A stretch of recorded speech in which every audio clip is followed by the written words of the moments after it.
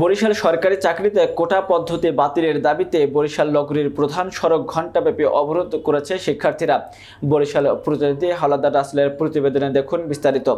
রবিবার বেলা 11টা থেকে 12টা পর্যন্ত সদর রোডের কাকলির মোড়ে এই অবরোধ করে সরকারি পলিটেকনিক কলেজের শিক্ষার্থীরা। এ সময় পুরো নগরীতে যানজট আটকে অচলাবস্থা দেখা দেয়। এ সময় শিক্ষার্থীরা প্রতিবন্ধী ও অনগ্রসর জাতিগোষ্ঠীর কোটা বাদে বৈষম্যমূলক সব কোটা বাতিলের দাবি জানায়। শিক্ষার্থীরা বলেন, 1971 সালে মহান মুক্তিযুদ্ধে এ দেশকে মুক্ত করা হলেও আজ কোটা পদ্ধতি পাকিস্তানি শোষণ বৈষম্য বহন করছে। আমরা এ কোটা পদ্ধতি থেকে মুক্তি চাই। আমাদের দাবি হলো মেধার ভিত্তিতে সরকারি চাকরির নিয়োগ প্রক্রিয়া চালানো হোক।